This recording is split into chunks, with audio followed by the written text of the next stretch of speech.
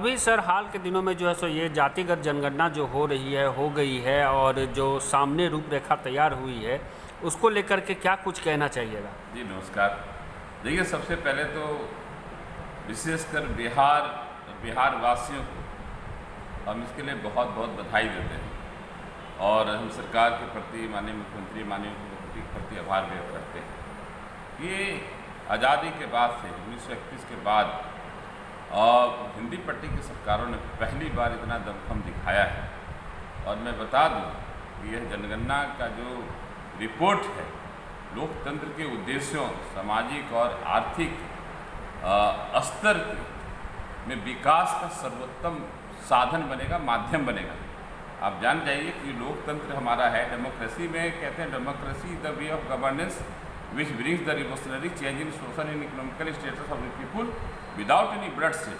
लोकतंत्र का एक मात्र उद्देश्य है सामाजिक और आर्थिक उन्नति, वो भी रिवोल्यूशनरी, क्रांतिकारी, रैपिड चेंज आना चाहिए। तो सामाजिक और आर्थिक उन्नति किसी समाज का कैसे होगा जब तक कि उसकी सामाजिक और आर्थिक अध्ययन नहीं होगा। तो आप जान जाइए कि ब्रिटिश गवर्नमेंट के बाद ये सरकार आई है, इसने इस पर अध्ययन किया है।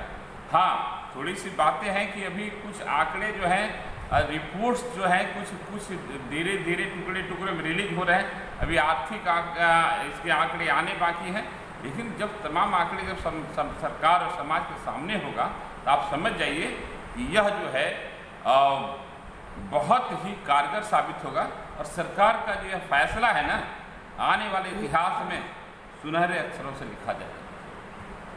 सर ये तो हुआ, मतलब कि एक विचार आपने कहा कि जो ये जातिगत जनगणना को लेकर के क्या कुछ विचार है, लेकिन सर विभिन्न दलों के द्वारा ये भी कहा जाता है कि जो ये चिराग पासवान जी भी बोले हैं कि जो मतलब ये जो गणना का ये जो रिपोर्ट है उसमें कहीं न कहीं त्रुटि है कुछ। ये सब अब कुछ नहीं, ये सब हवाबाजी है। हमारी पार्टी, हम जब सत्ता में थे माननीय नीतीश कुमार जी के साथ, हमारे जदयू के साथ हमारा अलायंस था, ये संयुक्त निर्णय था जातिगत जनगणना कराने। राष्ट्र लेवल पर क्या हो रहा है पूरे देश लेवल पर छोड़ दीजिए, लेकिन बिहार के लिए स्टेट लेवल पर हमारी पार्टी साथ दी और ये संयुक्त निर्णय है और संयुक्त निर्णय का परिणाम है ये जनगणना, और हम इसका स्वागत करते हैं। हमारे नेताओं को जो है कुछ बिंदु पर है आपत्ति है कि कुछ आंकड़े हैं जो सरकार को रिलीज करने चाहिए। हम समझते सरकार ने रिलीज कर दिया है, टुकड़े में समाज के सामने, सरकार के सामने, मीडिया के सामने वो आएगी। अरे चिराग पासवान जी को, तो चिराग पासवान जी का मैंने देखा है आपत्ति आप ही लोग के माध्यम से।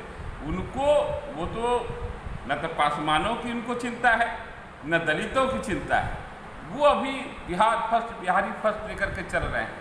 ये इतना बड़ा ये हिम्मत, उनको तो अपने राजनीति करना है, अस्तित्व बचाना है, उनकी अस्तित्व खतरे में है। सारा पासवान समाज का सेंटिमेंट आज पशुपति, आज पूरे देश का पूरा पासवान, दलित, वंचित सब पशुपति कुमार पारस जी के साथ एक पैर पर खड़ा है। आप जान लीजिए कि 28 तारीख को सदैव रामविलास पासवान जी के पैतृक गांव में एक कुंभ लग रहा है पासवानों का, खास करके उनका आदमकद प्रतिमा वहाँ पर स्थापित होने जा रही है और उसको प्रतिमा स्थापना सह संकल्प सभा के रूप में हो रहा है। पासवान समाज संकल्प ले रहा है।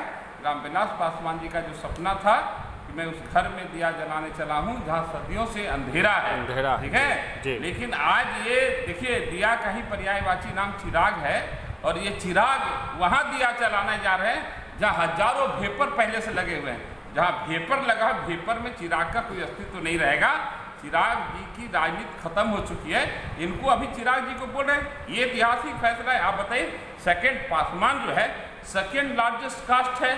आप बताइए कि यादव के बाद सबसे ज़्यादा पॉपुलेशन पासवान का है, उसके बाद रविदास का है। आज हमारा पहले यहाँ सरकारी आंकड़ा 16% का था बिहार में, आज हम 19-20% के करीब पहुँच गया दलित। किधर से ये हुआ है?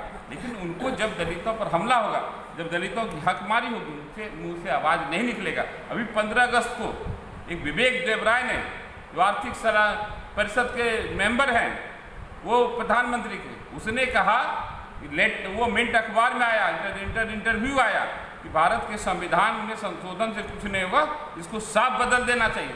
साफ उसने कहा है कि समानता जो है कि ये हाइपोथेटिकल है, सब समान सब बराबर कैसे हो सकता है? लोग बाबा साहब के संविधान में सब बराबर हो गया, चाहे रानी हो कि मेहता रानी हो, नौकर हो कि मालिक हो, राजा हो कि रंग हो, ये सब समानता का मूल हमारा ये संविधान का है। लेकिन उस समय चिराग जी के मुंह में बोली नहीं थी।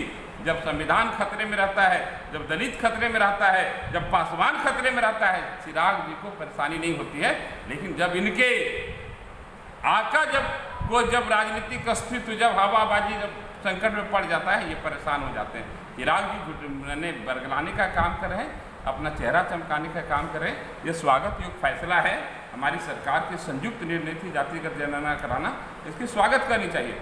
जो भी कमियां हैं, कमियों को मिलकर के दूर करना चाहिए। देखिए, चाहे कोई भी राजनीतिक दल हो, कोई भी नेता हो, हम सबका एकमात्र उद्देश्य बिहार और बिहार की उन्नति, तरक्की, बिहार से पलायन रुके, बिहार में सबको समान शिक्षा मिले, बिहार में सबको समान हेल्थ फैसिलिटी मिले, सबको न्याय मिले, ये हमारी चिंता का विषय है। अब जहाँ बिहार के हित की बात हो, वहाँ अपना चेहरा चमकाना ही चाहिए। चेहरा आपका धूमिल हो चुका है, आप कहीं से भी नहीं हैं। आप दलितों के मुद्दे पर मौन हैं, गौण हैं और दलित